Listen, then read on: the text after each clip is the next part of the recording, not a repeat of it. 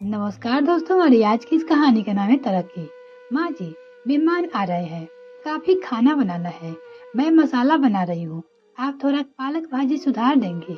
बहू, तुम जानो तुम्हारा काम जाने, मुझे मत बोला करो। मुझे मेरे पूजा पाठ से फुर्सत नहीं है और अब मेरी उम्र हो चली है, यह काम मेरे नहीं है, कहते हुए चली गई। माँ जी, मेरा पेट दुख रहा है और रसोई भी बनानी है। आप मंदिर जा रही है। रिया, यानी पोती को ट्यूशन छोड़ते चले जाएगी। बिल्कुल नहीं छोड़ूंगी, ये तुम्हारी जिम्मेदारी है। तुम देखो, मैंने तुमसे पहले ही कहा है कि मेरे पीछे काम मत लगाया करो, कहते हुए चली गई। इतना सुनते ही मधु की आंखों में आंसू छलक आए।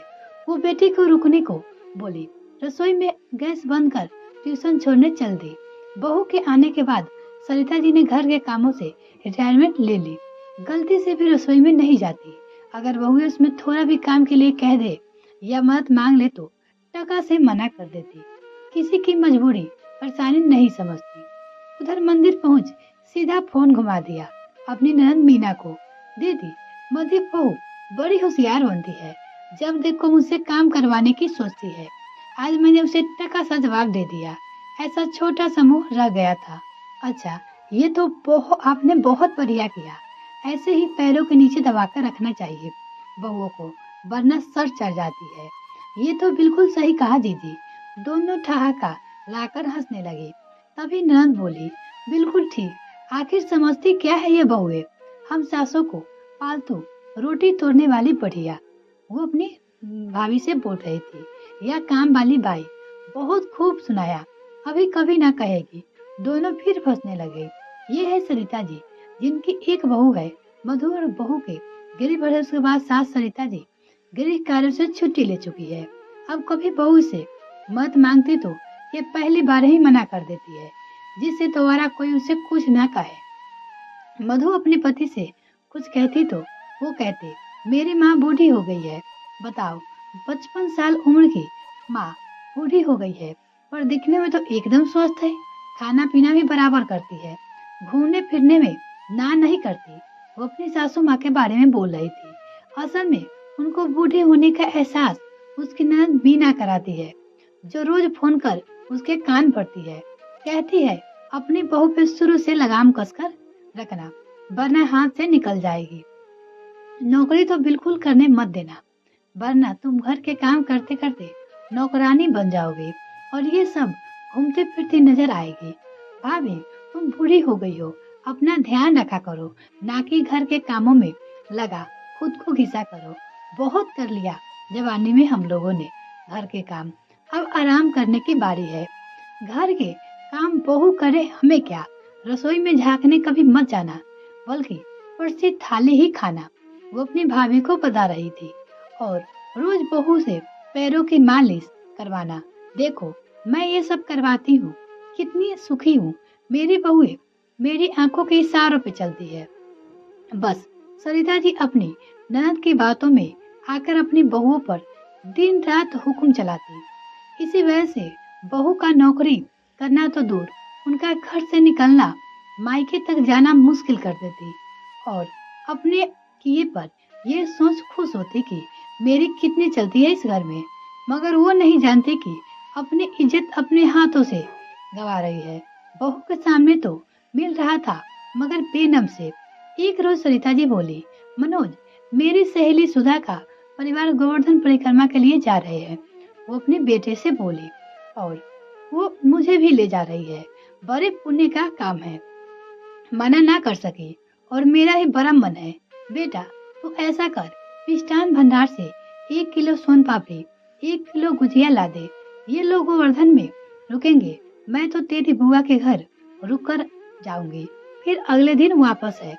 हाँ माँ, ला देता हूँ, पर क्या आपने बुआ जी को इतला कर दिया है कि आप आ रही है? अरे पगले, रोज ही तो बात होती है, इसमें तो तेरी वो घर पे ही रहती है, वो अपने कमरे से नहीं निकलती। ऐसे भाग्य उनके, और मैं उन्हें सरप्राइज देना चाहती हूँ। वो अपनी बेटा से बोली, बता देना तो अच्छा था, फिर जैसे आपको ठीक लगे। बोल मनोज बाजार निकल गया। सरिता जी परिक्रमा कर सीधा अपनी ननद के घर पहुंची। अरे भाभी जी, आप अचानक, ना कोई खबर ना फोन, नंदोई राजेश जी ने दरवाजा खोल उन्हें अंदर आने को कहा। जीजा जी परिक्रमा लगाने आई थी, वो अपने जीजा जी से बोली, तो सोचा इसी बहाने सबसे मिलना हो जाएगा और जीजी को सरप्राइज देती हूँ। अच्छा किया मीना, तो रसोई में है और जाइए मिल लीजिए, मैं बाजार जा रहा हूँ सब्जी और फल लेने, कहते हुए थैला उठाकर चल दिए। रसोई में पहुँच सरिता जी बोली, जीजी तुम रसोई में क्या लगी पड़ी हो, बहुएं कहाँ है? वो अपनी जीजी से पूछी। एकदम से अपनी भाभी को देखते बोली, भाभी वो तो बच्चे फरमाइश कर रहे इसलिए मटर कचौरी बना रही हूँ। सरिता जी ने देखा खाना भी वही बना रही है, अब चलो मैं चाय बनाती हूँ। थोड़ी देर में बैठकर मैं बैठी पूरे घर में नजर दौड़ा रही थी, तभी चाय कचौरी लिए मीना जी चली आ रही थी अपनी जी भाभी को देने। अरे आप क्यों परेशान होती हो, बहुओं को बोल देती, सुखचाते हुए बोली, छोटी मायके गई है और बड़ी बहू, अरे ये सब छोड़ो, आप चाय लो ना। हाँ लेती हूँ। और जीजा जीजी घर तो बड़ा सुंदर बनवा लिया है आपने, बाहर अंदर से पहचान में नहीं आ रहा है, आपने बताया नहीं कब बनवाया? वो अपनी ननद से पूछने लगी।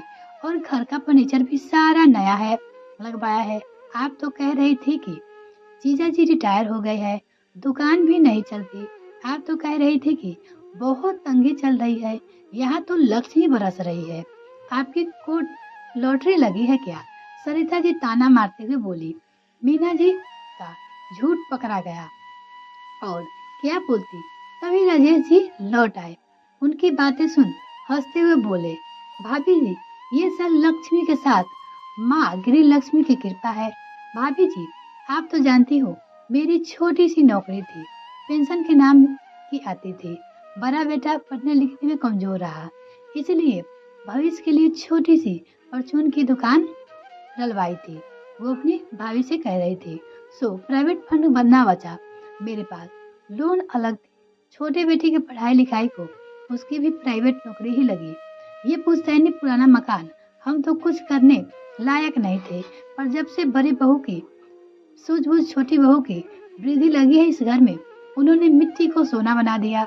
मेरी दोनों बहुएं बड़ी गुणी निकली।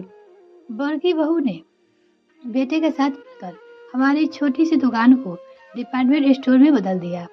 वही छोटी बहू बड़े स्कूल में मास्टरनी है, छुट्टियां चल रही है इसलिए मायके घूमने गई है। बच्चे को हमारे बिना मन नहीं लगता, इसलिए वो वापस आ गए। अब हम दोनों घर और बच्चे को संभालते हैं। वो अपनी भाभी से बोले जा रहा था और हम दोनों भी खूब मदद करते हैं, बुढ़ापे के नाम पे तंग नहीं करते। हमारे तो भाग्य दोनों बहुओं के आगमन से ही खुले थे, साथ में पोते पोतिया का सुख भी ले रहे हैं। हमने बेटी बहू को किसी नियम कायदे कानून में नहीं बांधा, जिसको कोई झगड़े हो, कोई घर छोड़कर जाने के सोचे, बस प्यार बना रहे, हम यही चाहते हैं। मेरे दोनों बेटे बहुए बाहर कमाते हैं, इसी वजह से यह ठाट बाट आप देख पा रही हो। और हमारी श्रीमती जी आपकी बहू का बहुत ध्यान रखती है, तभी वो हमारी परवाह करती है, खूब मान सम्मान देती है। आपके नंदोई की बात सुन सरिता जी के होश उड़ गए। हाय ये मैंने क्या कर डाला? वो बोली, आपने घर की बहू को पैरों की जूती समझ लिया? वो तो मेरे सिर का ताज है, साक्षात लक्ष्मी रूप है। उन्हें मधु के कहे शब्द याद आ रहे थे। वो अपना ब्यूटी पार्लर खोलना चाहती थी, कितना गिड़गिड़ाई थी अपने सपने को पूरा करने के लिए उसकी बहू, लेकिन बहू के आंसू को देखकर भी ना पिघली और थी। मैं पत्थर दिल सास, आज उन्हें बहू के कहे शब्द याद आ रहे थे। घर में बैठे तरक्की नहीं होती, हाथ पैर मारने पड़ते हैं। पैसा है तो दुनिया के सुख है, वरना पड़े रहो, कोई नहीं पूछता।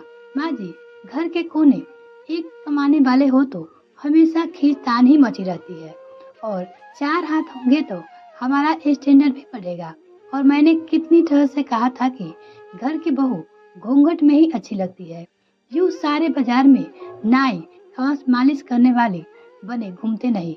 नहीं करवाना, हमें तुमसे कोई काम नहीं चाहिए, तुम्हारी कमाई, चुपचाप घर के काम करा करो बस। वो अपनी बहू को बोली थी। यही सोच उठ कर खड़ी हुई। अरे भाभी जी इतनी जल्दी कहाँ चली? नंदोई जी बोले, अरे मुझे अपनी गलतियाँ को सुधारना है, अपने घर जाना है। सच गोवर्धन महाराज जी बड़ी कृपा हुई मुझ पर, जो मुझे यहाँ बुलाकर उन्होंने समृद्धि दी। अब बस दूसरे के कहने पे मैंने अपनी बहू के पर बड़े अत्याचार किए हैं। आज ही घर जाकर बहू को बाहर काम करने की इजाजत दूंगी, साथ में घर के कामों में सहयोग भी करूंगी। अब से बहू की लगाम खींचकर नहीं, बल्कि ढील देकर पतंग की तरह ऊंची उड़ान भरने का हौसला दूंगी। फिर मेरे घर भी लक्ष्मी के साथ गृह लक्ष्मी भी प्रसन्न होगी। वो बोली, और अब ये कभी मधु की आंखों में आंसू छलकने नहीं, मेरा वादा है। अपनी ननद मीना की तरफ देख घर से निकल गई। और ये कहानी आपको कैसी रही कमेंट सेक्शन में लिखना ना भूले। इसी तरह कहानी सुनने के लिए जुड़े रहे हमारे साथ। तब तक के लिए धन्यवाद दोस्तों। अगर मेरे चैनल को अभी तक सब्सक्राइब नहीं किए तो प्लीज मेरे चैनल को जल्दी से सब्सक्राइब कीजिए, साथ में बेल आइकन प्रेस करें ताकि मेरे और वीडियो का नोटिफिकेशन सबसे पहले आपको मिल सके।